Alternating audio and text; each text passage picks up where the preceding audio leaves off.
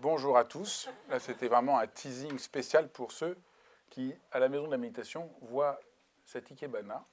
Ça s'appelle un ikebana. Et alors, j'ai retrouvé en rangeant cette brochure, donc du courrier du 8e de février 1992. Bon, je sais, la plupart d'entre vous n'étaient pas nés. Et alors, je suis là. C'est moi, là. Voilà, j'ai l'air en tout petit, mais Alexandre va faire un zoom. Bon, et j'étais avec mon professeur en train d'apprendre à faire l'arrangement floral. Et ça a été un bonheur infini. 10 ans de bonheur infini. Mon professeur était absolument extraordinaire. Et je suis très content parce que maintenant, voilà, il y a un ikebana ici. Et si vous avez la chance de pouvoir être à Paris, nous enseignons ici l'art de l'ikebana. Et je dois dire que c'est une des choses qui m'a le plus aidé dans mon jeune âge. J'ai trouvé ça vraiment extraordinaire. Parce que vous mettez des fleurs, donc il y a tout un ensemble de règles que vous devez intégrer pour garder un sens d'espace. Et c'est magnifique, vous avez travaillé 1 heure, vous faites votre ikebana, et après, c'est fini. Après, il est beau, puis après, il va faner, et vous allez le jeter. Donc, vous n'avez pas tout le truc, « Ah, je suis un artiste, regardez ». Vous faites quelque chose pour la splendeur, et après, c'est juste donner. Vous le donnez au monde, vous le donnez à la vie, et c'est vraiment extraordinairement soulageant de pouvoir entrer comme ça et faire attention. Moi, donc mon professeur, j'ai souvent raconté l'histoire, donc je faisais mon arrangement. Alors au début, vous avez des formes un peu... Parce que vous voyez, il ne faut pas qu'il y ait de symétrie. Pour que ce soit vivant, il ne faut pas qu'il y ait de symétrie. Donc je faisais l'arrangement, puis mon professeur arrivait, donc elle est là. Elle est très japonaise, donc elle disait très bien. Est-ce que je peux faire une toute petite correction? Je disais, oui, bien sûr. Elle refaisait tout. Elle disait, est-ce que c'est compris? Je disais, oui. Elle enlevait tout, elle disait, faux, maintenant, refais. Voilà, c'était apprendre par l'exemple, à que tout soit juste. C'est très important dans la vie que les choses soient justes. En fait, dans la vie, c'est souvent ça les gens veulent trouver des solutions aux problèmes de l'existence en pensant que pour répondre aux problèmes de l'existence, il faut des grandes réponses. Mais en fait, pour répondre aux problèmes de l'existence, il faut juste être juste. C'est 1 centimètre, et 1 centimètre de trop, c'est trop. 1 centimètre de moins, ça ne va pas. Ou il y a un peu de sel, juste ce qu'il faut, il y en a trop, et c'est souvent ça. Un des plus beaux textes qu'on a écrit sur l'art, philosophiquement, c'est un texte de Wittgenstein. Est-ce que parmi vous, il y en a qui connaissent Wittgenstein? J'ai enlevé mon pull au vert, excusez-moi. Est-ce qu'il y en a qui ne connaissent pas Wittgenstein?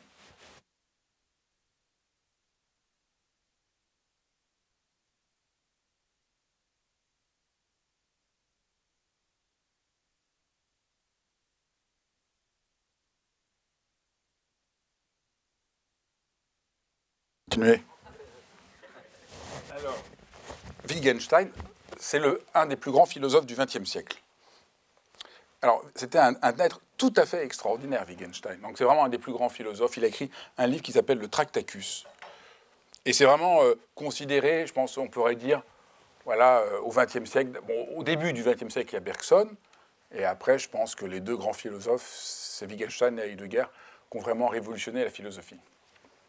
Alors, Wittgenstein, c'est le plus sympathique, je crois, de tous les philosophes. Et la vie la plus merveilleuse de tous les philosophes. Il naît dans une famille, son père est un très grand industriel, et chez lui, il y a le musicien Mahler qui vient dîner, Klimt, vraiment la famille, vraiment avec tous les artistes, le sommet de la Vienne. Et il n'est pas très satisfait, il a une sorte d'exigence de vérité profonde. il va décider de renoncer à son héritage et de tout donner à ses frères et sœurs. Et il va donner aussi une bourse à un jeune poète presque inconnu pour l'aider, qui s'appelle Rainer Maria Rilke. C'est une histoire, et Trakel, mais malheureusement Trakel va mourir très vite. C'est vraiment une histoire, mais tellement belle. Il va en Angleterre, alors il fait la guerre, il a un carnet de son texte pendant la Première Guerre mondiale, un texte absolument extraordinaire. Et là, il écrit un livre, le Tractacus, que personne ne peut comprendre. Maintenant, il est étudié, il a fait une grande révolution, c'est devenu un classique, mais à l'époque, quand il l'écrit, personne ne peut le comprendre. Il finit par réussir à le publier. C'est un fameux texte qui finit « Ce qu'on ne peut pas dire, il faut le taire », qui est vraiment la grande idée de Wittgenstein. Vous me demandez quel rapport avec l'art floral et la causerie de ce soir, mais ne désespérez pas. Donc il y a cette phrase, ce qu'on ne peut dire, il faut le taire, c'est-à-dire qu'il faut bien voir la limite de ce qu'on peut dire et de ce qu'on ne peut pas dire. Il y a des choses qu'on peut dire et des choses qu'on peut juste montrer.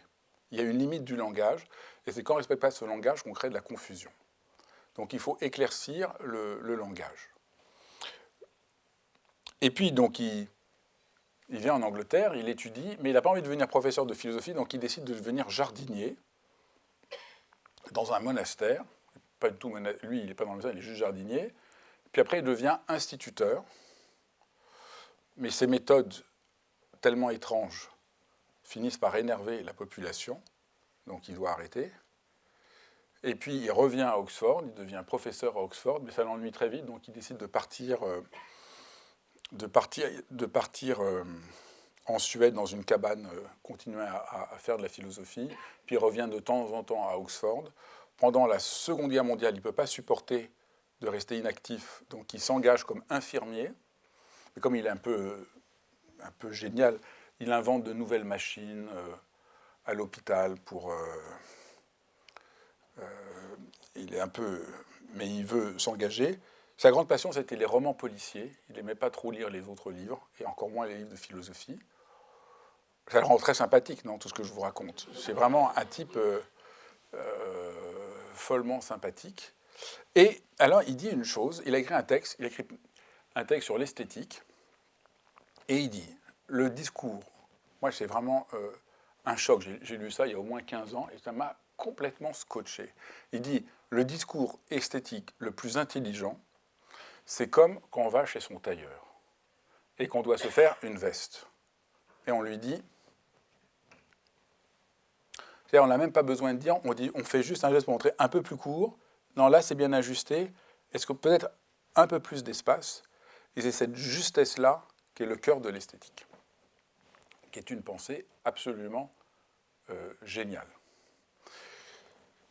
Je fais une parenthèse ici sur ce qu'est la philosophie.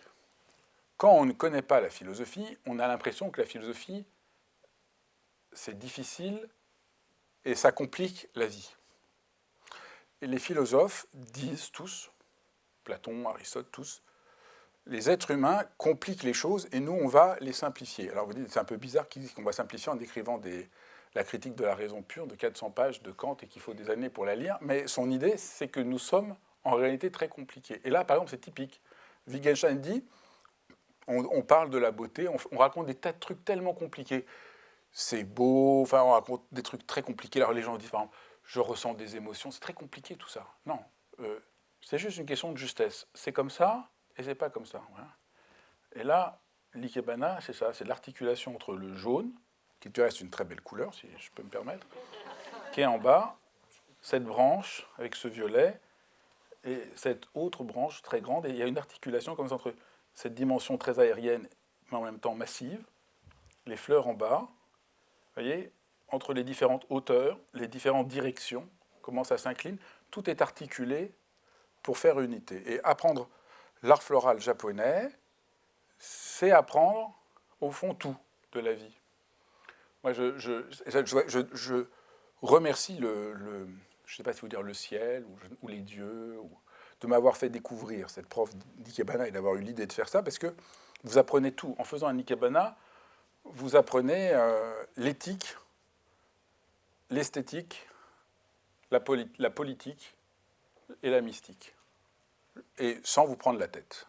Et c'est le mieux qu'on puisse faire, parce que plus les gens croient qu'ils font de la mystique, plus ils déraillent. Plus les gens croient qu'ils font de l'esthétique, plus ils déraillent.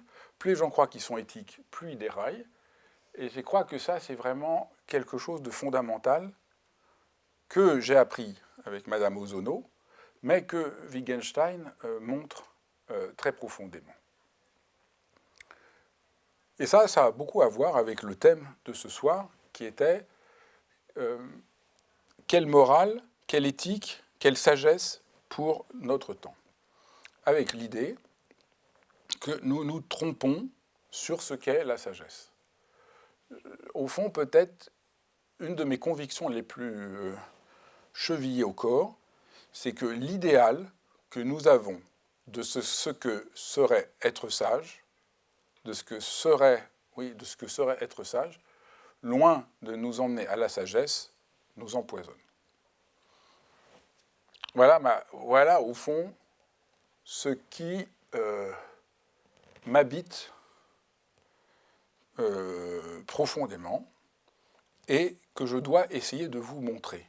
Parce qu'en fait, vous voyez, c'est ça que dit Wittgenstein, et c'est ça que dit Ikebana, et c'est ça, à mon avis, que dit la philosophie, c'est que le savoir, la pensée, est d'abord un acte de monstration, plus que de compréhension. Il faut montrer les choses, et est-ce qu'on réussit à voir, et quand on voit, c'est clair.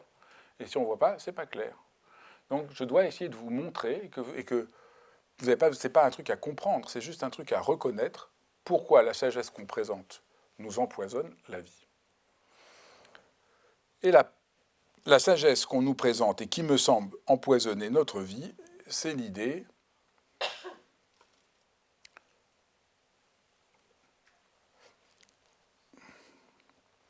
c'est un ensemble, c'est toute une construction d'un ensemble de principes qui tiennent ensemble et qui me semblent tous erronés.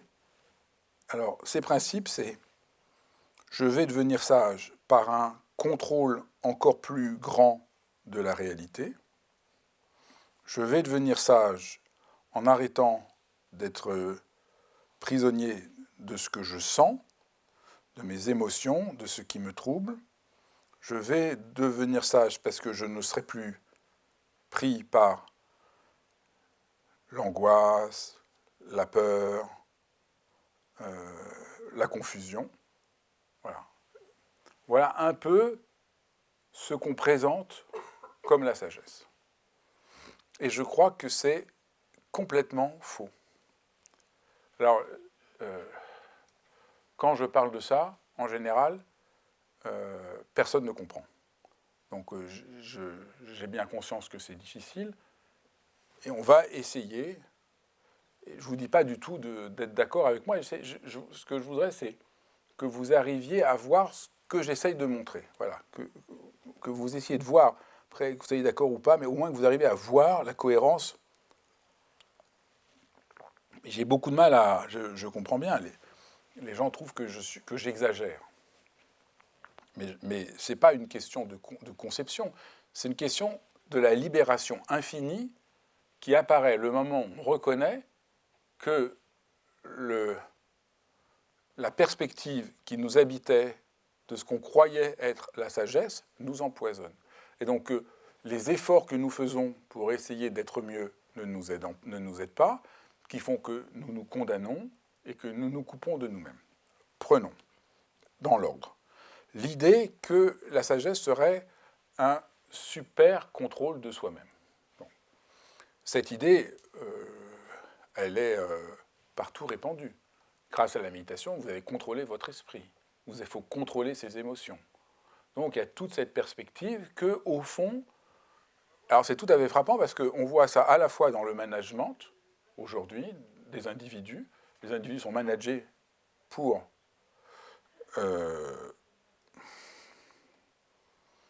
être dans un contrôle qui devrait les rendre plus productifs, ce qui est complètement... Ça rend les gens pas du tout plus productifs, enfin, ça les déshumanise. Et il y a la même chose donc ça c'est le management, dans notre société tout entière, qui est une société où il faudrait que tout soit contrôlé, et même dans la spiritualité. La spiritualité est au fond une forme pour les gens de contrôle plus grand de tout, de soi-même, du monde, des aléas. C'est pour ça que l'ikebana, c'est formidable, parce que vous ne pouvez pas contrôler. Vous pouvez juste rencontrer les fleurs, vous entrez à l'unisson avec elles. Si vous ne rencontrez pas les fleurs, ikebana, c'est-à-dire donner la vie. Donc on essaie de faire que ce soit vivant.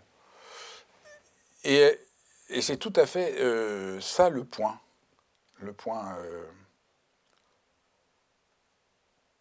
Donc le contrôle, c'est une vision partout répandue. Alors c'est complètement fou. Parce qu'on ne peut pas contrôler la vie. On peut pas, c'est pas possible. C'est un projet absolument mensonger à la racine. Personne n'a jamais contrôlé la vie. La vie, ça ne se contrôle pas. La vie, la manière dont les choses naissent, croissent, se déploient, vous ne pouvez pas contrôler. Vous pouvez rencontrer, vous pouvez écouter, vous pouvez mettre en harmonie avec les choses, mais vous ne pouvez pas contrôler. Vous ne pouvez pas contrôler votre état d'esprit, vous ne pouvez pas contrôler vos émotions, vous ne pouvez pas contrôler le temps qu'il fait, vous ne pouvez pas contrôler ce qui se passe, vous ne pouvez pas contrôler les êtres humains autour de vous. Et vouloir contrôler, c'est vous couper de la dimension humaine la plus profonde. Et vous couper de ce qu'il pourrait être fait, qui n'a rien à voir avec le contrôle, qu'à à voir avec trouver une forme juste. Contrôler, c'est le contraire de donner une forme juste. Ça, c'est ça qui demande un tout petit peu de subtilité. C'est ce que j'en pense. D'accord, d'un côté, je contrôle, et de l'autre, je ne contrôle pas, je laisse faire. Mais en fait, non. Il y a le contraire du contrôle, c'est vraiment faire ce qu'il faut pour laisser être la chose. Si on reprend mon exemple du tailleur, en fait, de l'artiste, le musicien. Parce que c'est en fait, il parle du Wittgenstein parle du tailleur pour parler de l'artiste. Vous êtes un chef d'orchestre. Vous aiguillez pour que ce soit plus juste. Vous ne contrôlez pas, vous ne pouvez pas contrôler, mais vous indiquez, vous accompagnez pour que le son sonne mieux par rapport à tout un ensemble de paramètres. Et ça, c'est absolument fondamental. Donc ça, c'est le premier point, c'est la folie du contrôle. C'est un projet, mais tellement déshumanisé. Alors, en musique, c'est tout à fait frappant. Un chanteur qui veut contrôler, c'est sec. On voit, moi j'aime beaucoup la musique, donc je prends cet exemple-là, mais vous pouvez en prendre d'autres. Moi j'aime beaucoup la musique. Hier, j'étais écouté un concert. Il y avait une chanteuse et un chef d'orchestre violoniste. La chanteuse, mais peut-être certains d'entre vous connaissent, elle s'appelle Marina Viotti, c'est vraiment une chanteuse exceptionnelle.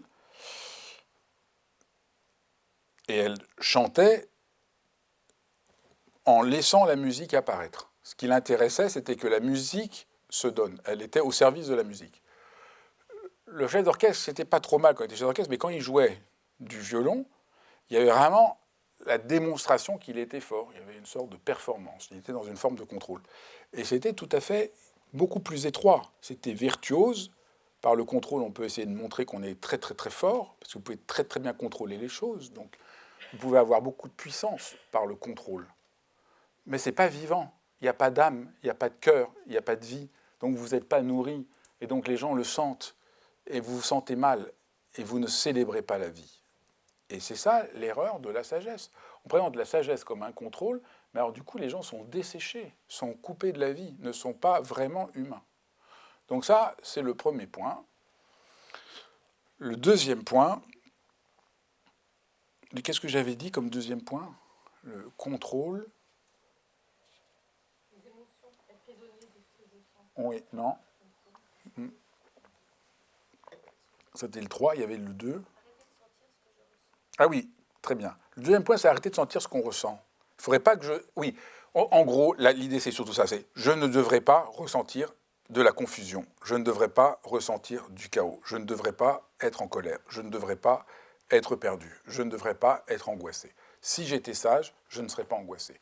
Là, je suis angoissé, là, j'ai peur, là, je fais une crise, là, je suis jaloux, là, je suis en colère. Ça veut dire qu'il y a quelque chose qui ne va pas et que je ne suis pas sage. Donc, donnez-moi un instrument technique pour qu'enfin, je me débarrasse de ce problème et que je devienne sage. En réalité, que je sois déshumanisé, que je devienne un robot mécanisé et que je nie mon humanité. C'est ça que je voudrais qu'on entende. Et là aussi, j'ai bien conscience que c'est difficile à entendre parce que dans notre monde, c'est soit je vis dans le chaos et je ne peux rien faire, soit il n'y a plus de chaos et j'ai réussi. Mais c'est comme tout à l'heure, disons, ce qui me semble le plus juste, c'est qu'il y a du chaos et se relier, faire avec, entrer en rapport, développer, accepter, transformer, voilà un vrai chemin. Et il y a des moments, on a mal, il y a des moments on ne peut pas, il y a des moments on n'en peut plus, et il faut sortir de ce délire de culpabilisation qu'on est en faute de ne pas être parfait. Ça, c'est ce truc, il y a un truc là, je ne sais pas qu'est-ce qui s'est passé, mais il y a un truc complètement délirant à ce niveau.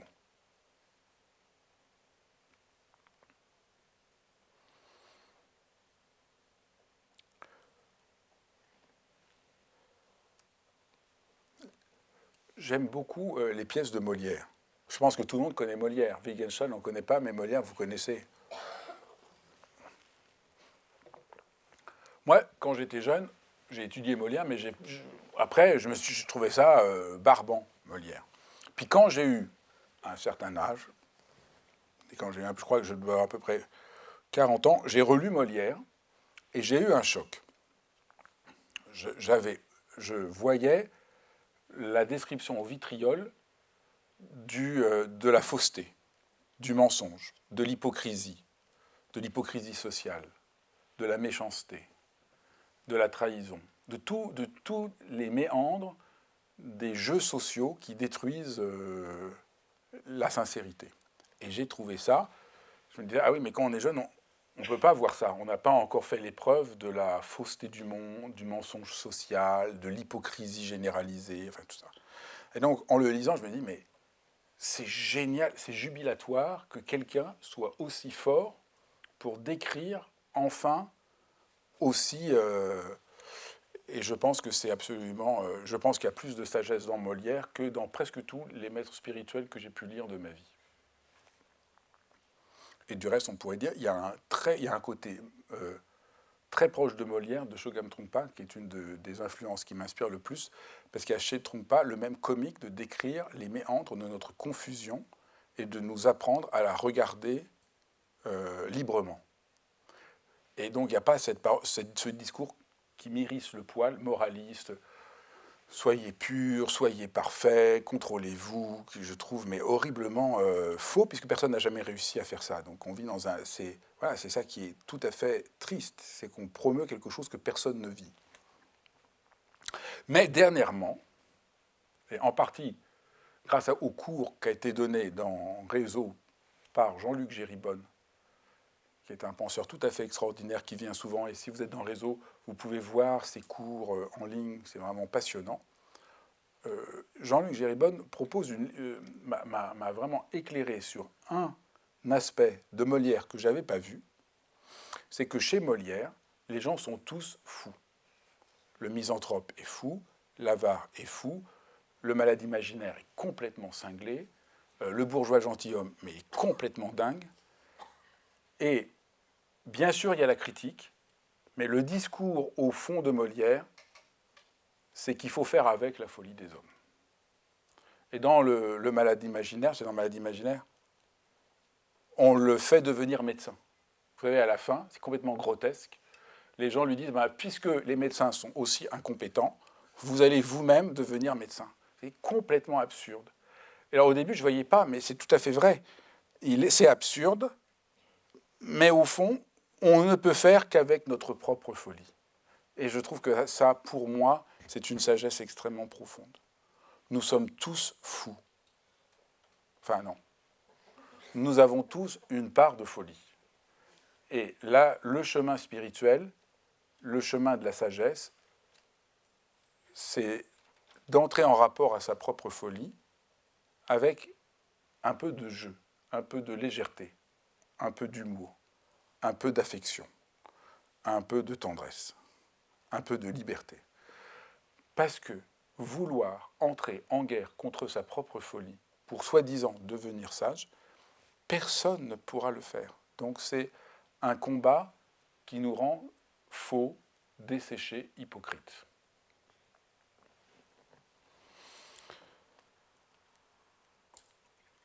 Le troisième point, donc, c'était on ne devrait pas sentir d'émotion. Parce que, alors là, c'est vraiment, là aussi, mais c'est juste, on a coupé d'un côté l'esprit et de l'autre le corps. Ben, je ne sais pas si vous avez réussi dans votre vie à séparer l'esprit et le corps. C'est vraiment, ça c'est évidemment un peu abstrait quand même, franchement. Moi, je n'ai jamais vu mon esprit sans mon corps, ni mon corps sans mon esprit. Mais là, donc, on a séparé les deux, et on a dit que ce qui est du corps, c'est un peu confus, c'est inférieur, et ce qui serait de l'esprit serait plus juste. C'est de là d'où vient aujourd'hui le délire sur la conscience. Il faut être dans la conscience, la pleine conscience, la pure conscience, la conscience généralisée. Comme si on pouvait être une conscience. Moi, j'ai jamais compris ce que c'était la conscience. Parce que moi, j'ai jamais eu la conscience sans corps, sans présence, sans environnement. Donc, c'est une abstraction. J'essaie de sentir où est ma conscience. Mais c'est très... moi, je ne comprends pas. Je ne comprends pas. Enfin, bon. Je crois qu'au contraire, il faudrait réussir à dire que l'énigme pour un être humain, alors j'ai aujourd'hui, mais là c'est tellement loin du discours actuel, mais je crois que l'énigme pour un être humain, c'est comment se fait-il qu'on ait un corps et un esprit. C'est tellement étrange. Et c'est ça qui est pour nous la tâche qu'on a à explorer, plutôt qu'essayer de les séparer. Il faut essayer de comprendre comment c'est inséparable. Ce qu'avait très bien compris Descartes. Enfin, je ne vais pas refaire mon sketch sur Descartes, mais Descartes avait très bien compris ça. Donc, comme on a fait cette distinction qui repose sur rien, alors on a dit les émotions, c'est inférieur, donc il faudrait être la sagesse, ce serait être dans la pure raison, et on serait débarrassé des émotions, et tout serait logique, cohérent, rationnel. Et en plus, les gens disent, ça c'est je suis cartésien. Mais parce qu'ils n'ont jamais ouvert une ligne de Descartes. Il ne dit pas du tout ça.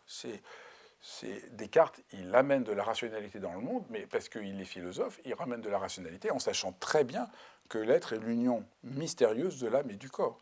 Et qu'il y a une différence de ce qu'on doit penser à un moment donné dans la séparation pour le comprendre et l'existence humaine, et il voit très bien la différence. Donc on a condamné, on pense que être sage, c'est ne pas avoir d'émotions. Mais c'est juste pas possible. Les émotions, nous en avons tous. Elles ne sont pas toujours agréables, mais elles ont toujours des messages à nous dire. Donc on vit dans un monde... La sagesse est un monde extrêmement illusoire. Extrêmement... c'est un idéal qui, en tant qu'idéal, n'a aucun rapport avec notre réalité. Et c'est très embêtant. Donc, la proposition que je fais, en présentant la méditation, en écrivant mes livres, en faisant les dialogues que je fais, en ayant établi réseau, c'est de changer radicalement de perspective, de se libérer de cette conception absolument qui nous fait tant souffrir, pour retrouver un tout autre rapport à la vie et à l'existence. Mais avant de continuer, si vous avez des questions, vous êtes bienvenus.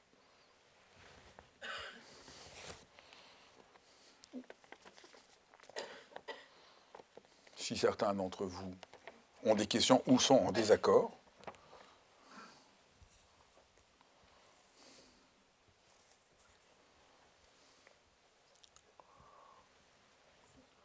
Merci Fabrice. Ça me parle beaucoup, ce que tu partages. Moi, c'était plus une question de clarification sur les 3 points, parce que je n'ai pas vu la différence entre le deuxième et le troisième. Je pense que j'ai raté quelque chose. Le deuxième, c'est qu'on ne devrait pas être confus. Le deuxième, c'est qu'on ne devrait pas vivre dans le chaos. Qu'on devrait, au fond, être toujours...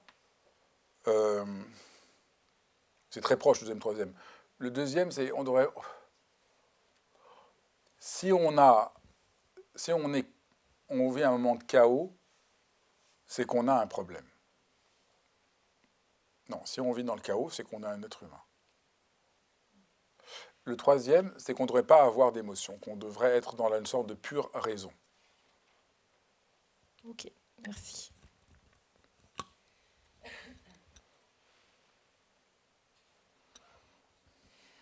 Bonjour Fabrice et bonjour à tout le monde.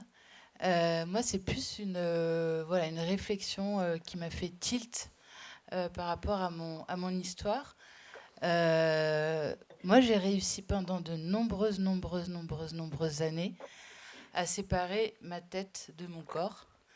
Et grâce aux addictions, justement. C'est clair, c'est le rôle des addictions. Voilà. C'est très bien dit.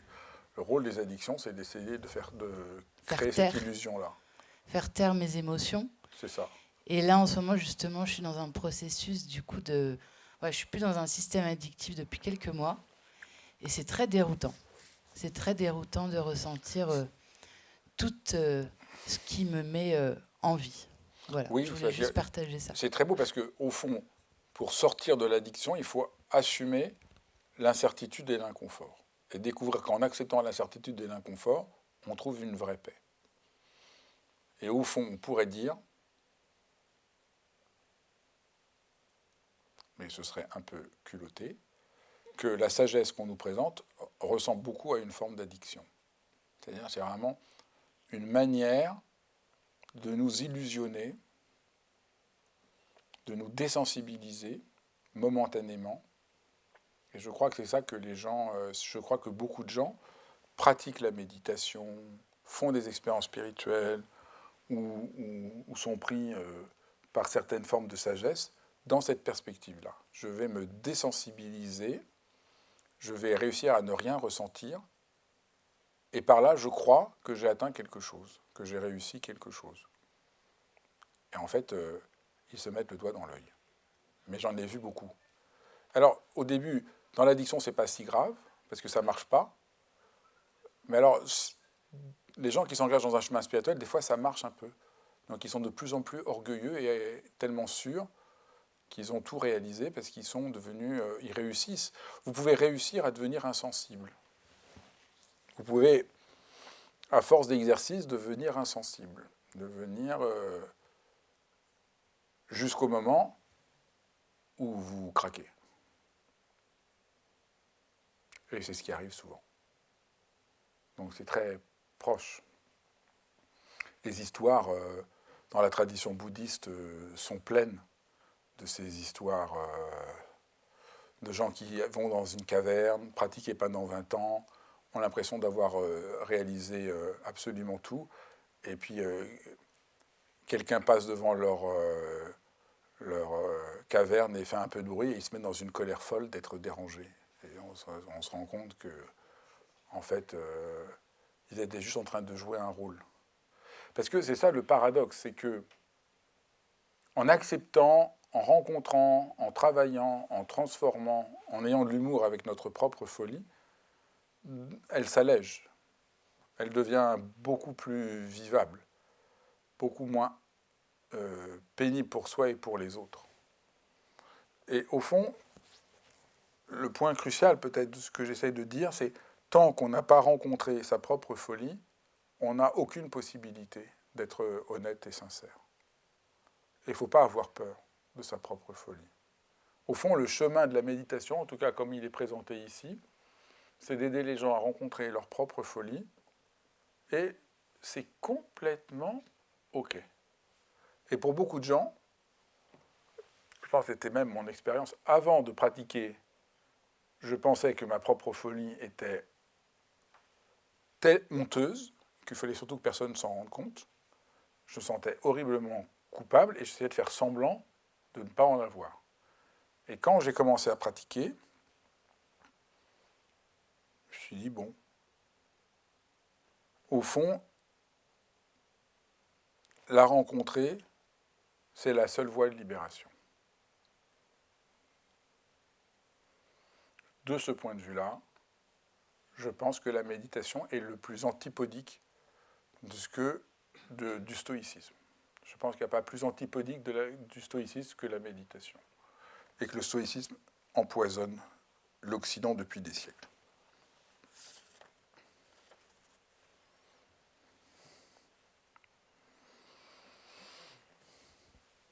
Merci. Bonsoir. Quel est ton prénom ? C'est Fares. Moi, c'est Fares. Oui, bonsoir à tous. C'est la première fois que je viens.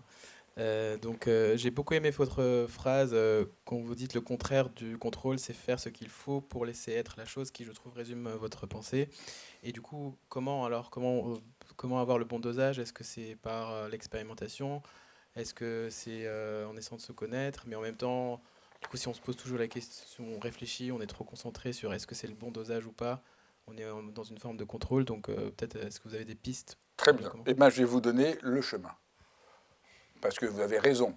C'est bien, j'ai montré ce qui nous empoisonnait, alors qu'est-ce qu'on peut faire ? C'est ce que j'appelle, moi, la sagesse du bourgeon. La sagesse du bourgeon, premier point. On va faire 9 points.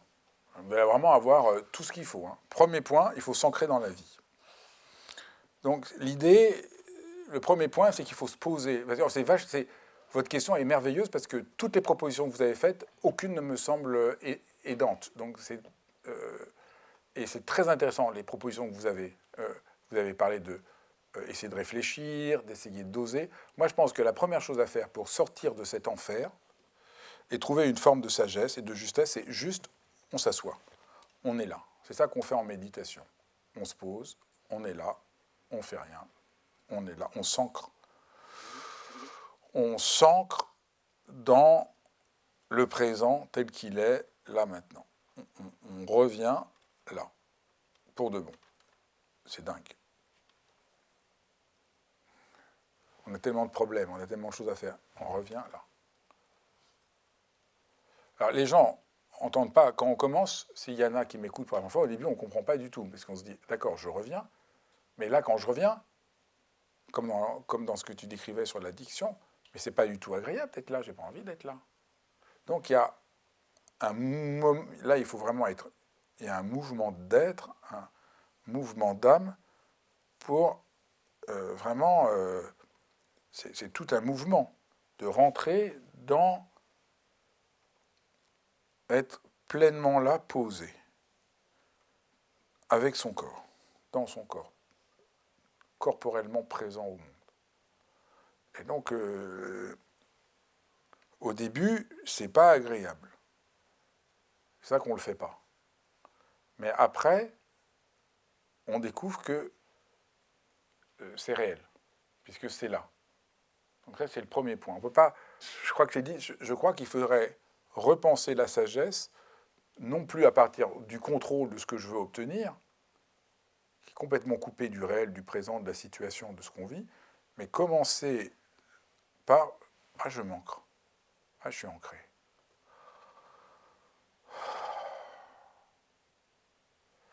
Et c'est très troublant, parce que s'ancrer n'est pas être dans la sécurité totale. Mais c'est solide. Et ça, c'est le grand paradoxe. On pourrait dire que le délire, c'est vouloir la sécurité, c'est ça le contrôle. Je vais être dans la sécurité, plus rien ne va m'atteindre, ça, c'est pas possible. Mais en renonçant à cette sécurité, je trouve un ancrage. Ça, c'est le premier point. Le deuxième point, c'est quand je m'ancre, je touche un sens de bonté. Et je touche une dimension de confiance sécure. Je suis là, et là, c'est Boris Cyrulnik, dans un dialogue que j'ai fait, qui m'a fait cette distinction que j'ai trouvée vraiment très bien entre sécurité et sécure. Et j'ai dit, mais ça, c'est vraiment très bien, vous voyez. C'est comme Wittgenstein, c'est une toute petite distinction, puis d'un coup, tout s'ouvre. Sécure. Ah oui, là, je suis dans une dimension sécure. Je me sens en confiance. Qui n'a rien à voir avec la sécurité, il ne peut rien se passer. J'ai fermé à double tour, qui en crée, en fait, est dans le contrôle, et donc la panique, parce que vous ne serez jamais assez en sécurité. Même si je ferme toutes les portes et les fenêtres, on ne sait jamais, quelqu'un pourrait forcer la fenêtre. Donc je suis dans une sorte de la sécurité rend parano. Tandis que la dimension sécure, c'est plus une dimension de confiance. J'accepte d'être là et je sens que je peux faire confiance. Voilà, là, on commence, vous voyez, à trouver un peu de solidité en étant hors du contrôle. Ça commence à répondre à ta question? Alors, mais on n'en est qu'aux deux, donc je vais encore donner d'autres clés. J'espère que tu vas être exaucé. 3. On explore le lien qui existe, qui nous relie. Parce que c'est ça aussi le délire de la sagesse. Je vais tout contrôler, je ne vais plus avoir de problème. C'est tout à fait fermé sur soi-même. On s'auto-instrumentalise soi-même. Mais là, ce qui se passe quand on pratique la méditation, là je vous décris ce qui se passe dans la pratique. Donc d'abord, je m'ancre, ensuite je touche la confiance, et là, c'est simple, ce que je dis, il faut le faire. Donc je vous invite vraiment, à la fin de la séance, on vous exposera, si vous voulez rentrer dans la méditation, quelles sont les manières dont vous pouvez méditer dans cette approche qu'on présente dans le réseau. Mais après, il faut le faire, pour en faire l'expérience. Mais l'expérience, l'autre expérience qui nous aide à ce que j'appelle rencontrer une sagesse à hauteur d'homme, c'est qu'on est en lien. Là, par exemple, vous voyez, on est en lien. Au début, on ne fait pas attention, puisqu'on est enfermé en soi-même. Nous vivons dans l'illusion d'être un moi séparé. C'est un cauchemar aussi, c'est un autre cauchemar. Nous croyons des moi séparés. Alors aujourd'hui, c'est le drame planétaire, parce que c'est le drame de l'identité. Tout le monde veut savoir quelle est son identité. Donc là, c'est en plein délire. L'identité, c'est pas du tout un truc de... On est dans l'identité qui doit toujours être de plus en plus fixe pour être sûr que c'est mon identité. Là, vous rendez les gens fous alliés. Je pense que notre monde devient fou allié. Comment le délire Au début, ça partait d'un petit mouvement. L'être humain se pense comme un sujet autonome. Bon, ben, on pourrait dire que c'est une petite erreur philosophique, pas si grave. Et quand j'étais jeune, je me disais, mais ils sont fous avec ce truc de sujet, subjectivité. Je me battais avec tout le monde. Je me disais, ce truc-là, il faut être un sujet. Mais alors maintenant, entre-temps, ça a pris des nouveaux visages. Je dois savoir quelle est mon identité. Alors vous imaginez l'angoisse, quelle est mon identité? Est-ce que je suis vraiment assez homme ou assez femme? Est-ce que je suis assez français? Par où je suis français? Vous imaginez, c'est juste... Et alors là, alors qu'en fait, bien sûr, j'ai des racines. Bien sûr, il y a plein de choses qui me sont données, que je ne choisis pas. Mais en faire une identité figée, c'est vraiment... Ça rend les gens... enfin, vous voyez la crise mondiale, les élections. Aujourd'hui, on se dit, mais partout, tout est trouble autour de cette question. Il faut déterminer l'identité de manière indiscutable. Or, en fait, notre identité, elle est toujours plastique, nouvelle, recréée, en lien. Mon identité, elle est relationnelle. Je suis ce que je suis en relation. Comment? C'est tellement triste. Ça, c'est une telle souffrance de notre monde que, là, je suis désolé, ça me donne envie de pleurer parce qu'on voit l'océan de souffrance qui vient de... Les gens ne comprennent pas que la souffrance que les gens vivent est d'abord idéologique, avant d'être psychologique. Ça, c'est ma conviction profonde. Mais c'est père. Est-ce qu'on est père par identité? Tous les gens qui sont pères, à un moment, se rendent compte que c'est disons, vous êtes père d'un fils. Tous les pères, à un moment, disent, c'est étrange, c'est mon fils qui m'a fait devenir père. Alors on dit, mais ils sont crétins, ça n'a pas de sens. Comment un fils peut vous faire devenir père? Vous êtes père, et c'est comme ça que vous avez un fils. Eh bien non, ils ont absolument raison. Dans l'expérience, c'est pareil pour une mère. Ne croyez pas que je veux faire que je sois sexiste. On n'est pas mère par essence, mais on a un enfant qui nous apprend à devenir mère, et on l'apprend, et il faudrait l'apprendre à notre manière, et la manière dont on est mère ne devrait pas correspondre à aucune norme. Elle devrait correspondre à notre situation, comme je fais l'arrangement floral avec ces fleurs. C'est la saison, il y a ça chez le marchand, donc je fais avec ça. Et donc je suis mère à partir de ce qui m'habite, de ce que je veux, de cet enfant.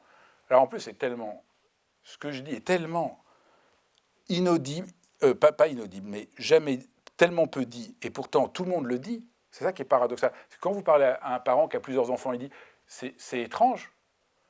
Je ne suis pas mère de la même manière avec mes différents enfants. Ils m'ont fait être mère de manière différente. C'est bien qu'il n'y a pas une identité fixe. Si les gens entendaient ça aujourd'hui, mais vous imaginez la souffrance que c'est. Donc, le troisième découverte qui emmène une vraie sagesse, c'est je ne suis qu'en relation. Je suis en lien. Alors, imaginez, moi j'enseigne la méditation depuis très longtemps. Pour les gens, la méditation, c'est s'enfermer en soi-même, avec soi-même, pour être dans sa conscience. Alors, imaginez, là, moi, je me dis, mais là, c'est étrange, ils emploient un mot, et moi, je fais exactement le contraire. Je sors de ma conscience et j'entre en lien.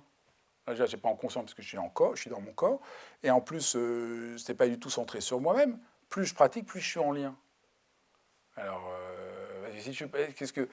la sagesse, c'est d'être en lien. Et c'est les liens qui nous guérissent. Ah, ça, c'est tellement... personne ne se guérit par soi-même, c'est les liens qui nous guérissent. Quatrièmement, il faut laisser la vie agir. Le quatrième élément de la sagesse, c'est la vie, je ne la contrôle pas, il faut la laisser agir. Donc il faut apprendre à sentir la vie qui agit en nous. Je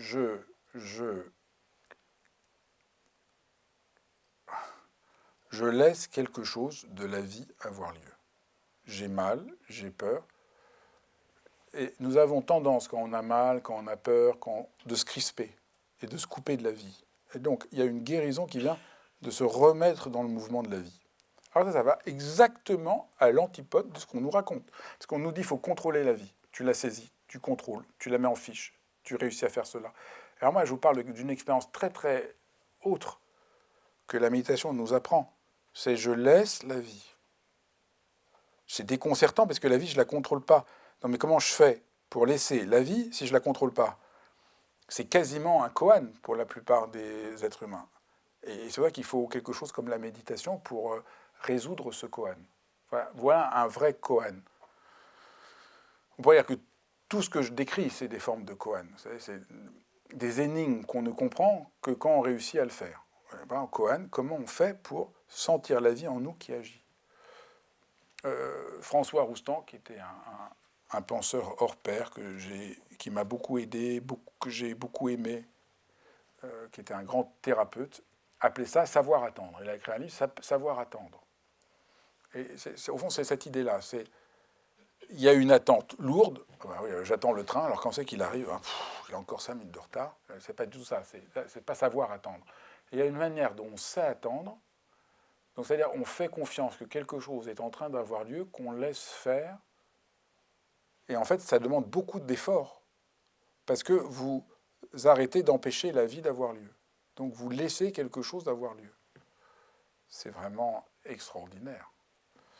Là, à nouveau, l'ikebana, c'est vraiment apprendre ça. Parce que quand on fait de l'ikebana, on est obligé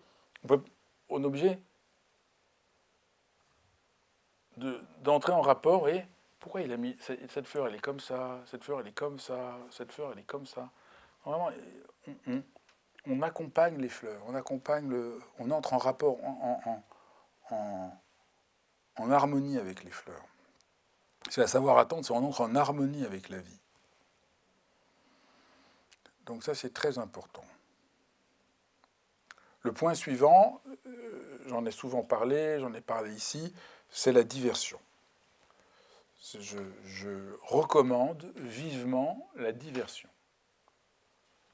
Quand on est coincé, il faut être dans la diversion. La diversion, dans mon livre La théorie du bourgeon, je raconte ça avec l'histoire du... Je ne sais plus si c'est un petit garçon ou une petite fille.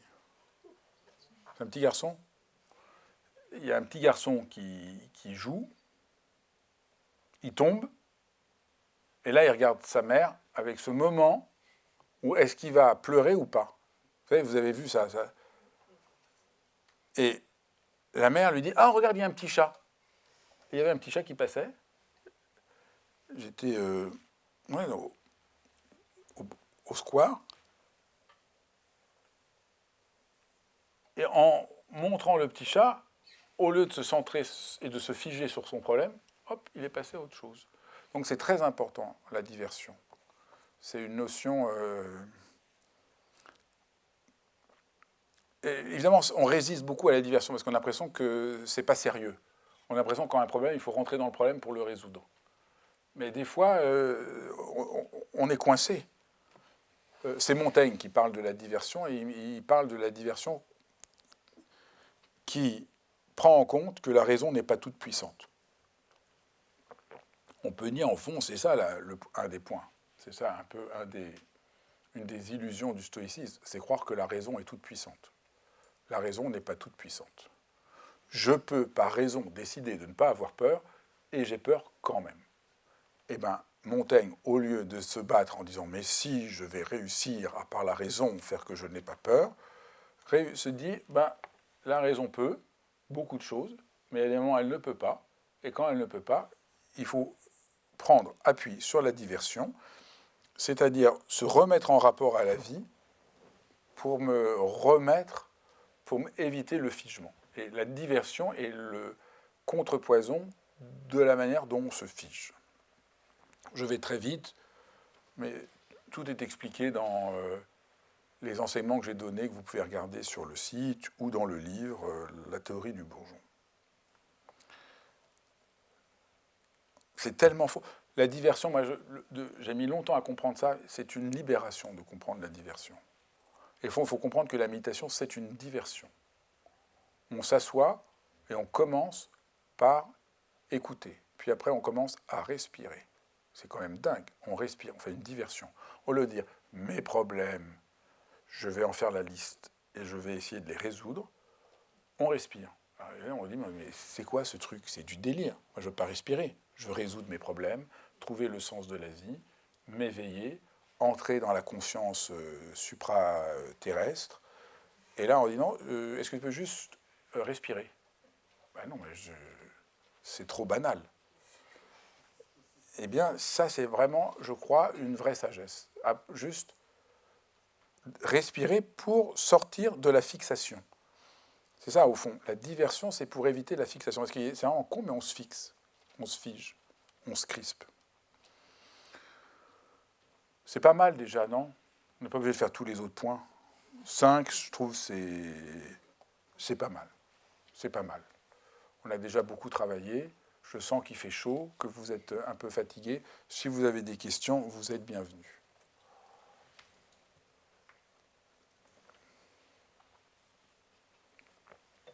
Et il y a peut-être des questions en ligne aussi. Ceux qui nous écoutent en ligne, vous avez le droit de poser des questions aussi.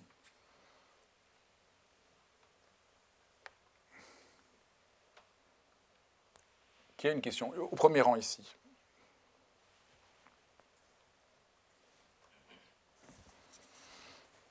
Bonjour.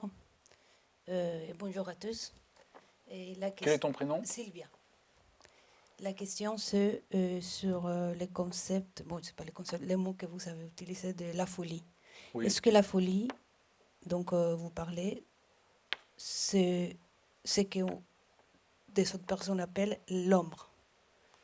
Oui. C'est-à-dire, mais pas l'ombre négativement, oui, c'est plutôt le... C'est ça, c'est tout à fait ça. Des fois, on appelle ça l'ombre. C'est tout à fait juste. On a une ombre, on a une folie. C'est deux manières différentes d'essayer d'approcher la chose. Et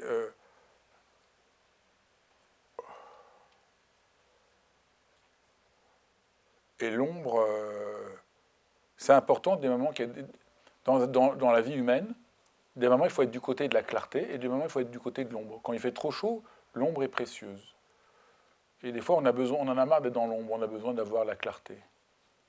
Ça, c'est Debussy qui a compris ça comme personne. Si un jour vous pouvez aller voir Péléas et Mélisandre, c'est l'opéra qui a le mieux compris le lien entre la lumière et l'ombre. Je crois qu'il n'y a pas d'autre. Je crois que c'est le plus grand enseignement sur la lumière et l'ombre. Et il va jouer cette année, j'ai vu quelque part à Paris, pour ceux qui sont à Paris. Enfin, ça joue partout. Et allez voir une fois dans votre vie, c'est extraordinaire. Et l'ombre, oui. Et l'ombre, en fait, l'ombre, c'est essayer de montrer qu'il y a quelque chose en nous qui nous échappe. Puisque c'est de l'ombre, donc on ne voit pas. L'image qu'on veut dire ici, c'est qu'il y a quelque chose en moi. Ça, c'est aussi le délire de la fausse sagesse. C'est qu'ils prétendent qu'on peut être dans une transparence complète à soi-même. Mais alors ça, c'est complètement fou. Personne n'est jamais transparent à lui-même. On ne se comprend pas. En fait, moi je dis ça depuis toujours. Personne ne se comprend. Les gens disent il faut se connaître soi-même. Mais enfin, je ne vais pas reparler de ça ici, mais jamais chez Socrate, connais-toi toi-même veut dire ça. Non, il faut se connaître soi-même. Alors les gens répètent ça, ça fait tout à fait très, très docte. Il faut se connaître soi-même. Personne ne se connaît. C'est pas du tout, en plus, on ne peut pas se connaître. On peut s'approcher, on peut faire un peu la paix avec soi, mais on est profondément, il y a toujours une part d'ombre, de mystère, d'énigme. On dit des choses, je ne sais pas, si jamais certains d'entre vous, je ne sais pas si certains d'entre vous ont déjà vécu en couple. Si vous vivez en couple, vous avez dû remarquer, des fois vous dites des trucs à votre conjoint, vous ne comprenez même pas pourquoi vous dites de tels trucs, ça vous échappe complètement. Si vous étiez purement rationnel et logique derrière votre ordinateur, vous n'auriez pas du tout dit ça. Et vous dites des trucs et vous êtes surpris. Là, je travaille sur le livre d'une amie que je vais publier sur les disputes, où elle montre que c'est très important de s'engueuler. C'est la même logique que tout ce que je raconte. Elle montre un couple dans notre monde, soit on s'engueule et on se fait du mal, soit on a l'illusion que les engueulades, c'est monstrueux, qu'il ne faudrait pas s'engueuler. Mais en réalité, les engueulades sont l'occasion de révéler des choses qui ne vont pas, de ce qu'on sent, de comment on est placé, de notre sentiment de sécurité, de notre sentiment de notre place, et qu'il y a quelque chose là qui se dit qui est très important. Mais au début, quand on s'engueule, on se dit mais pourquoi j'ai raconté des trucs pareils? Alors, dans notre monde, c'est mal, on a perdu son sang-froid. En réalité, non. Quelque chose essaye de se dire, parce qu'on est énigmatique et qu'il y a de l'ombre et qu'on n'est pas transparent à soi-même, qui se dit maladroitement, bien sûr, parce que personne n'est absolument complètement clair et lumineux, mais dans cette maladresse, quelque chose d'important est à entendre. Donc il faut savoir s'engueuler de manière juste. L'art de la dispute devrait être enseigné partout. Et c'est pareil, c'est la même idée, vous voyez, la fausse idée de la sagesse, c'est on ne se dispute jamais. Et la vraie sagesse, c'est on apprend que les disputes sont inévitables et qu'on apprend à se débrouiller pour en faire quelque chose qui permette de croître et de redéployer les choses. Mais dans notre monde, c'était dans notre monde, on s'engueule, on se sent coupable, on est nul, c'est terrible. C'est toujours on devrait être je ne sais pas, c'est tellement abstrait. Et je ne comprends pas pourquoi. J'ai l'impression que ce que je dis tellement de bon sens, et pourtant ça me semble vraiment simple. Voilà, donc on peut tout à fait dire l'ombre. Et c'est pareil pour s'engueuler et aussi quand on montre les émotions, la tristesse. J'ai l'impression que dans la société, on ne devrait pas. C'est mal vu, oui. On ne devrait pas. Et surtout ici en France, pardon. C'est clair. Et en Europe. Un peu moins en Russie. Enfin, maintenant, la Russie, c'est triste, mais les Russes, ont un autre rapport. Mais c'est sûr. Mais c'est tout à fait juste. Ou alors l'émotion, elle est jouée dans notre monde. Alors que... Merci beaucoup. Pierre, Pierre veut poser des questions. Enfin, Pierre. En porte-parole de tous ceux qui m'écoutent en ligne.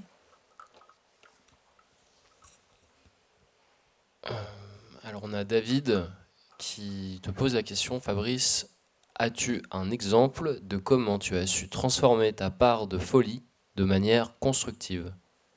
Ah ben, j'en ai plein.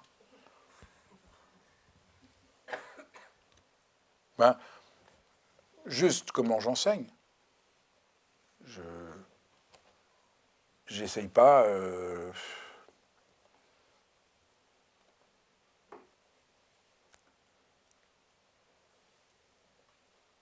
Je vais au bout de ce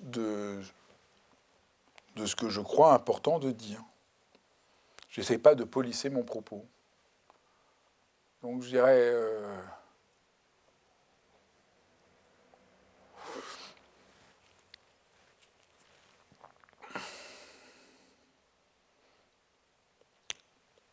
J'ai pas le choix. Ça marche pas autrement. Donc, oui. Mais après, qu'est-ce qu'on pourrait dire d'autre pour aider David? Je comprends la question. C'est vraiment une question.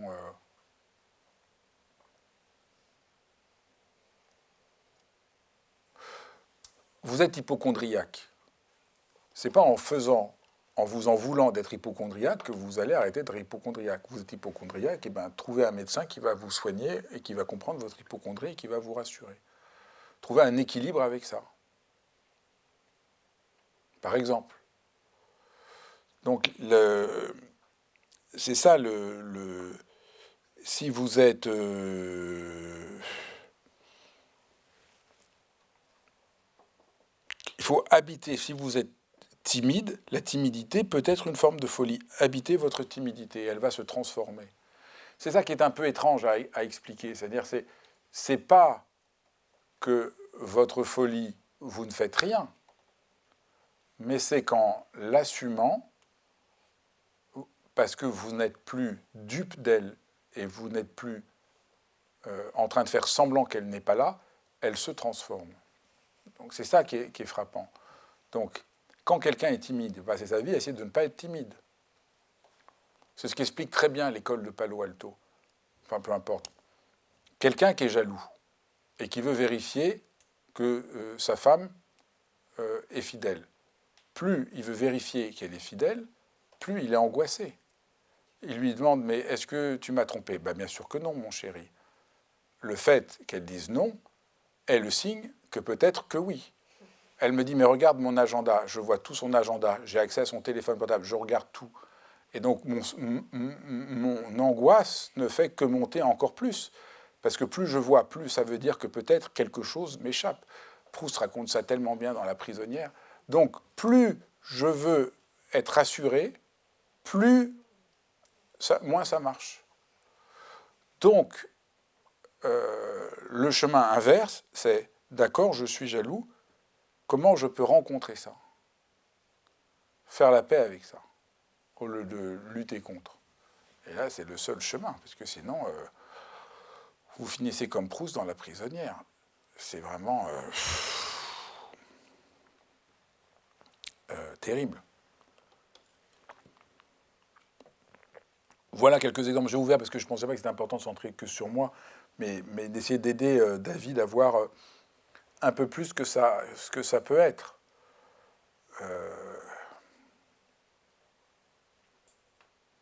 On peut que être soi-même. Donc ça ne sert à rien d'essayer d'être quelqu'un d'autre. Il y a une autre question? On va prendre une dernière question. 2 dernières questions. Rebonjour Karine. Ma question c'est sur la diversion. J'ai suivi la logique et je la comprends comme ça. Et en même temps, la diversion, dans mon expérience, ça peut être aussi une manière de ne pas rencontrer le réel, en fait. De, par exemple, faire d'autres choses, d'être dans une frénésie d'action, etc. pour pas justement ressentir peut-être des émotions désagréables. Et du coup, comment la placer au bon endroit, au-delà de juste respirer, l'exemple de respirer? Qu'est-ce que ça pourrait être d'autre? Il faut faire la distinction entre le divertissement et la diversion. Le divertissement, c'est je fuis l'intensité parce que je ne veux pas la rencontrer. Et la diversion, c'est je suis coincé. Et donc, au lieu de m'entêter dans le fait que je suis coincé, je reviens vers quelque chose qui me rend plus vivant et qui me remet dans la vie. Et donc, la diversion fonctionne parce qu'elle me permet de sortir d'un endroit où j'étais coincé. Tandis que le divertissement me libère de rien du tout et m'enferme encore plus. Le divertissement ou l'addiction. Donc, cette distinction, elle est tout à fait légitime, tu as raison de la poser, mais en général, au nom de ça, on se torture comme des fous et on refuse la diversion. Et c'est très important, la diversion. C'est très important. Revenir au présent, revenir à son corps. Mais ça peut être du coup aussi... mais c'est très difficile. Ta question est très importante parce que d'un certain point de vue, c'est très difficile. Je peux aller écouter de la musique ou aller au cinéma pour me divertir ou par diversion. Et là, c'est à vous de voir. Est-ce qu'en voyant le film, vous êtes anesthésié ou ça vous remet un peu dans la vie parce que vous étiez un peu coincé? C'est à vous de voir. Il n'y a que moi, je ne peux pas le savoir à votre place. Et les deux sont possibles. Il y a des gens qui vont au cinéma juste pour arrêter de penser, et puis voilà, et puis après, et puis il y a d'autres, ils voient un film et après, quelque chose les a remis en mouvement. Moi, j'étais très fatigué, enfin, c'est pas un très très bon exemple, mais j'étais fatigué, épuisé avant d'aller voir, donc j'étais il y a quelques jours voir à la Comédie Française l'Avare de Molière, comme je vous ai dit. Enfin, à la fin de l'Avare de Molière, mais j'étais en pleine forme. Alors qu'avant, je me dis, mais je vais m'endormir tellement je suis fatigué. Donc on peut dire que, mais c'est pas, comment? Alors qu'il s'est passé 2 heures de plus, je suis moins fatigué. En fait, ma fatigue n'était pas une vraie fatigue, c'était juste une forme de, quelque chose se figeait, quelque chose n'était pas assez vivant. Et Molière, ça m'a tellement exalté, c'était tellement vivant, que j'étais plus vivant après. Donc voilà, on peut dire que Molière était une diversion qui m'a remis dans la vie. Alors vraiment, moi, j'avais pas un grand problème, j'étais juste fatigué. Mais et maintenant, dès que je pense à la pièce, je ne suis plus du tout fatigué. Je ne suis plus fatigué depuis que j'ai vu cette pièce. Il suffit d'y penser pour me sentir en pleine forme. C'est extraordinaire. Mais je pense que un des médicaments, c'est ma conviction, un des plus grands médicaments qu'on puisse avoir, c'est les œuvres d'art authentiques. Pas la plupart des œuvres d'art, hein, mais les œuvres d'art authentiques. Et alors là, Molière, vous allez voir l'Avare de Molière, mais après, vous dites, ah, enfin, quelqu'un qui dit la vérité. Déjà, vous vous sentez beaucoup mieux. Puis vous riez tellement c'est drôle de voir à quel point on est tous complètement... et puis, c'est tellement vivant. Si ça vous intéresse, je viens de publier sur ma chaîne Dialogue un entretien avec Adrien France-Lanor sur comment voir une œuvre d'art pour qu'elle change notre vie. On aurait pu appeler ça comme titre, comment voir une œuvre d'art pour qu'elle change notre vie. Et je vous recommande vivement, si ça vous intéresse, de le voir, parce que c'est dingue ce qu'il raconte. Là aussi, personne ne raconte ça. On a un rapport à l'art complètement étrange. Les gens ont un rapport à l'art comme divertissement ou comme culture. Donc les gens disent, ah là là, regardez, j'ai lu tel livre, oh là là, comme c'est bien, j'ai beaucoup de culture. Et de l'autre côté, je ressens c'est pas pour moi, je comprends pas, comme s'il fallait comprendre des choses. Et tout ça, où je ressens des émotions, comme si les œuvres d'art, c'est pour qu'on ressente des émotions. Non, heureusement que les œuvres d'art ne sont pas faites pour ressentir des émotions. Enfin, si, peut-être les films d'horreur, mais pas les œuvres d'art authentiques. Elles sont là pour vous remettre en rapport à la vie. Évidemment, quand on est en rapport à la vie, il y a de la pensée, il y a des émotions, il y a de la compréhension. Mais ça vient par surcroît. Ce n'est pas l'objet premier. Mais comme les gens sont tellement coupés de leurs émotions, ils veulent que les œuvres d'art leur donnent des émotions. C'est tout à fait étrange. Pauvre, malheureux, désespérant. Mais là aussi, j'essaie d'expliquer ça et je dois dire que personne ne... Enfin, c'est très difficile que les gens comprennent que l'œuvre d'art n'est pas là ni pour nous donner un savoir, ni pour nous faire vivre des émotions. Enfin, c'est pas gênant. Enfin, si je vais voir les Nymphéas de Monet, c'est pas juste pour sentir des émotions. Sinon, pour sentir des émotions, il y a des manières plus simples que d'aller voir les Nymphéas de Monet. Et ni pour apprendre des choses, autant lire le journal. Ça me rend vivant. c'est beaucoup plus profond. Ça m'ouvre un autre rapport à la vie. Ça m'apprend à devenir comme... dans la vidéo, Adrien dit, comme nager dans une piscine. Moi, je dirais là comme ça, de voler comme un oiseau dans le ciel. C'est quand même une expérience beaucoup plus vaste, immense, qui a beaucoup plus de résonance. On va voir les nymphéas, et notre corps se meut dans l'espace comme un oiseau. Voilà, et là, ça change tout, ça change mon rapport à la vie, mon rapport au monde, ma manière d'être, ma manière de penser, ma manière de me tenir, ma manière de manger.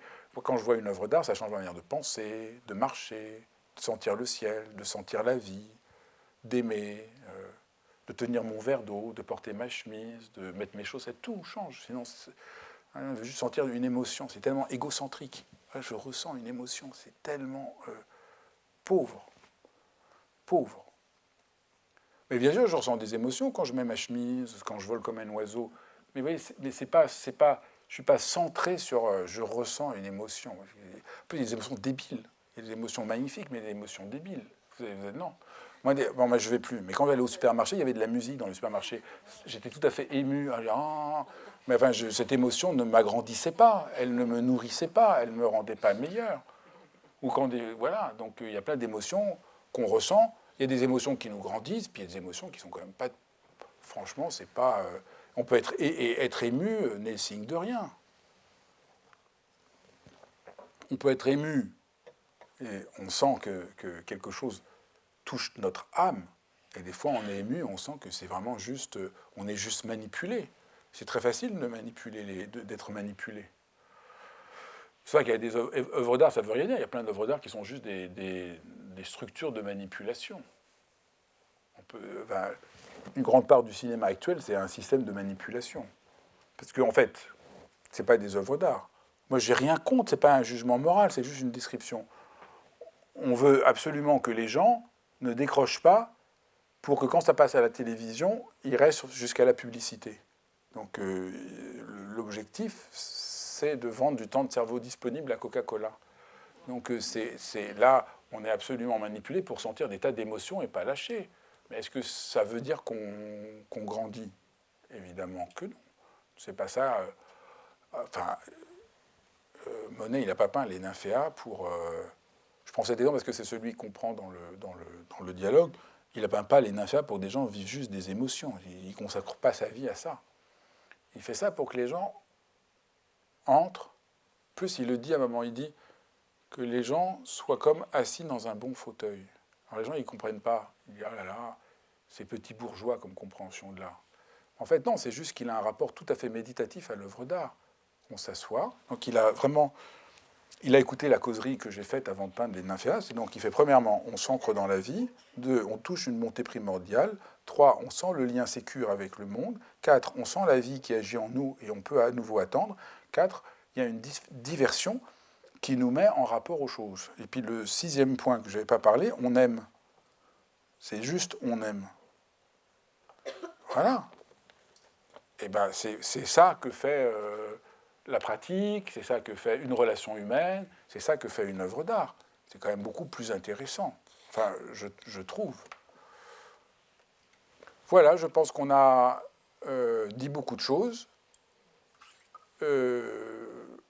Eh bien, à bientôt. Mais avant qu'on clôt, Benjamin, qui s'occupe de la maison de la méditation, va nous dire plein de choses, et y compris comment faire si on veut apprendre l'art floral japonais d'Ikebana. Il est trop beau, celui-là. C'est très beau parce que la solidité est en bas, les fleurs donnent de la solidité, et en même temps, c'est des fleurs jaunes, enfin jaunes, peu importe, mais colorées. Et que, vous voyez, il y a de la force, et en même temps, c'est le plus joyeux. Et la branche, qui est au-dessus, elle est plus aérienne. C'est juste génial, le contraste. C'est absolument... mais c'est splendide. Bravo, Thomas. C'est Thomas qui l'a fait. Il est là, bravo. Hein.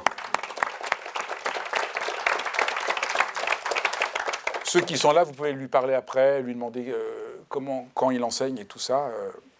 Non, mais c'est trop beau. Ça me met dans un état de joie, moi. C'est beau, c'est tellement gratuit. Ça m'impose tellement rien, vous voyez. Il n'y a pas d'idées, il n'y a pas besoin de me donner des idées. Puis il n'y a pas d'émotion. Ça apaise.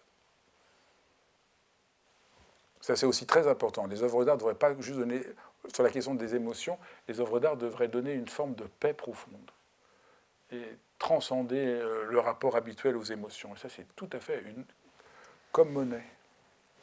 Moi, j'aurais beaucoup de choses à dire là-dessus, mais je te donne la parole. Merci Fabrice. Merci beaucoup pour cette belle soirée. Bonsoir à toutes et à tous. D'abord, on est très heureux de vous accueillir ici dans Réseau et à la Maison de la Méditation.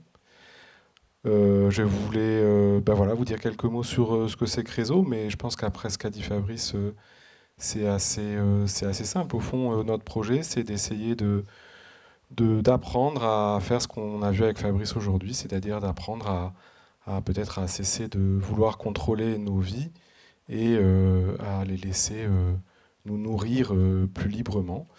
Et ce qui est assez dingue, c'est qu'il y a un vrai chemin pour faire ça, qu'il y a des vrais enseignements et un vrai apprentissage. Et c'est ce qu'on essaie de déployer dans l'école. Alors, comme c'est écrit là, comment on fait ? On fait méditer, se former et être ensemble. Donc, le centre, c'est la méditation, non pas comme un moyen de nous contrôler, mais justement comme un moyen de libérer la vie en nous. Et on fait tous nos programmes sont un peu tournés autour de la méditation. Se former, on s'appuie aussi sur des enseignements qui parlent de ça, parce qu'il y en a beaucoup, beaucoup plus qu'on ne le croit, dans toutes les traditions, dans la philosophie, dans les arts, dans les différentes traditions spirituelles. Il y a en fait tout un tas de choses à partir desquelles on peut nourrir tout ça. Et puis être ensemble, parce que, comme l'a dit Fabrice, c'est en ayant un fils qu'on devient père, et c'est en étant en relation avec d'autres êtres humains qu'on devient soi-même un être humain.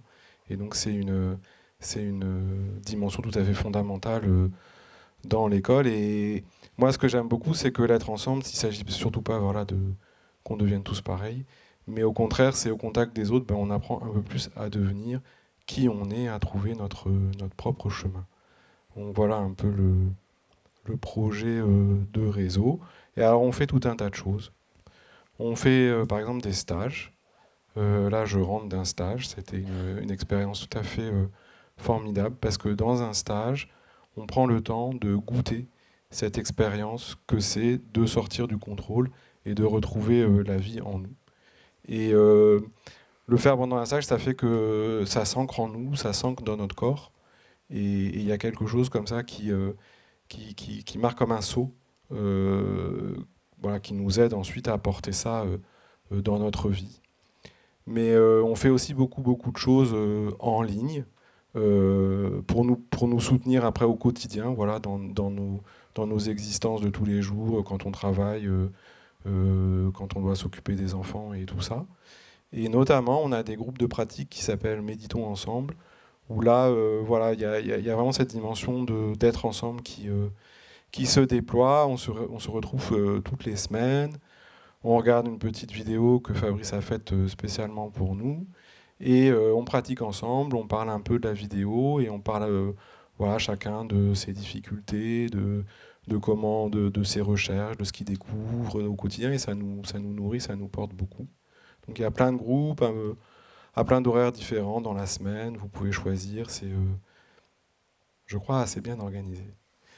Voilà. Puis après, on fait l'Ikebana, ça Fabrice en a parlé, à la Maison de la Méditation à Paris avec Thomas.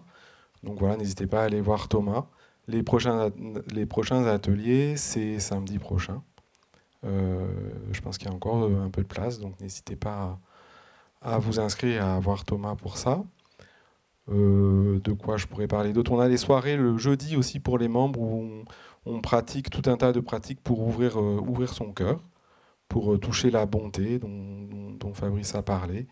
Et la prochaine session, c'est ce jeudi. Et c'est en ligne. C'est en ligne, c'est à la maison et c'est en ligne pour les membres. Et jeudi, ce sera Lise Lagneps qui nous parlera de la souveraineté, comment toucher un sens de souveraineté. On a aussi des rencontres Parce que voilà, on est une école ouverte sur le monde. Donc on accueille régulièrement des personnes de l'extérieur qui viennent nous parler un peu de leur parcours, de comment ils font eux pour libérer la vie en eux. Et alors là, on va recevoir vendredi quelqu'un. C'est tout à fait singulier. Moi, j'ai hâte de voir ce qu'il va nous dire. Il va nous parler des champignons. C'est formidable. Il paraît que c'est absolument formidable. Ah, j'ai lu le livre. C'est absolument dingue. Et la personne est complètement passionnée. Donc, il va parler de tous les champignons. Pas seulement des champignons hallucinogènes. Un peu aussi, mais pas seulement. C'est un monde incroyable. Et qui peut aussi nous apprendre des choses, si j'ai bien compris, sur comment on se relie les uns aux autres, parce que les champignons parlent entre eux. Enfin, il y a des choses tout à fait étonnantes, comment on s'adapte aux situations, parce que les champignons sont très doués pour s'adapter à leur environnement. Donc voilà, donc il s'appelle Guillaume Lopez et il viendra ce vendredi. Et ça, c'est ouvert à toutes et à tous, donc vraiment, vous êtes les bienvenus. Voilà ce que je peux dire encore, c'est que si vous avez envie de découvrir Réseau, d'en savoir un peu plus, on fait des sessions qu'on appelle Apprenez à méditer, où vous êtes les bienvenus de participer. Il y en a en ligne le samedi. La prochaine, c'est ce samedi matin. Vous pouvez vous inscrire sur le site de Réseau. Et puis, il y en a aussi ici, sur place à la Maison de la Méditation. Et la prochaine, c'est mardi prochain à 19h30. Voilà, donc là aussi, vous êtes les bienvenus. Il me reste encore 2-3 choses à vous dire, surtout aux membres. On a besoin de vous. Parce que samedi à 20h, il va y avoir les camions qui reviennent de nos stages et on va avoir besoin de personnes pour décharger. Donc s'il y a des membres qui sont disponibles samedi à 20h, ils peuvent aller voir Sylvie peut-être. Voilà. Est-ce que quelqu'un ici pourrait, est-ce qu'il y a quelqu'un qui peut, parce que là ils ne sont pas assez nombreux. Pour l'instant, il y a vraiment très peu de personnes. S'ils sont nombreux, c'est vraiment facile. Et on ne peut pas bouger avant qu'on ait 3 volontaires. Non, mais est-ce que quelqu'un pourrait, samedi, 20h, lever la main. Lever la main pour rassurer. C'est bien. Merci beaucoup. Et s'il y en a qui nous regardent et qui peuvent venir, venez. Nous espérons que dans l'avenir, nous n'aurons plus besoin de faire ça. Mais pour l'instant, encore, nous avons besoin de ranger le matériel en bas, parce qu'on part dans des lieux, on a tout, et il faut tout remettre. Et s'il n'y a personne, il n'y a que 2 personnes qui le font, et ça prend un temps fou. Et ils sont malades, épuisés, découragés. Alors que si on est nombreux, on s'amuse, on rigole. Clair. Tu peux venir ? Oui. Oui. Formidable. Merci infiniment. Et alors, si on est nombreux, on s'amuse, on rigole, ça devient léger. Et on a fait quelque chose qui rend toute la vie de Réseau plus heureuse. 3, c'est pas mal. Donc 3, j'ai dit 3. On peut passer à la suite. Alors à la suite, on vous propose de rester un petit peu encore avec nous si vous avez envie. Et donc, vous dire qu'on a organisé un petit pot qui se déroule en bas. Il suffit juste de prendre le petit escalier qui est là. Vous allez voir, c'est très très chaleureux et sympathique. Et un peu grandiose quand même, parce que là vraiment. C'est clair. Ah oui, parce qu'Hippolyte nous a fait avec Constance, ils ont fait la cuisine toute la journée pour nous. Et Nathalie aussi. Et vous allez voir, c'est quelque chose. Vraiment, c'est quelque chose. Il y a une librairie aussi qui est en bas si vous voulez acheter les livres de Fabrice. Et puis si vous avez des questions sur Réseau, si vous allez discuter avec les membres de Réseau, ils les ont pas encore, mais on m'a dit qu'ils allaient trouver des petits foulards corail. Vous voyez la couleur corail ? Voilà, c'est un peu comme la chemise de Romain. Et donc n'hésitez pas à aller vers eux, ils seront très heureux de parler avec vous. Voilà. Merci beaucoup d'être venus et très belle soirée, fin de soirée à tous. Merci Benjamin.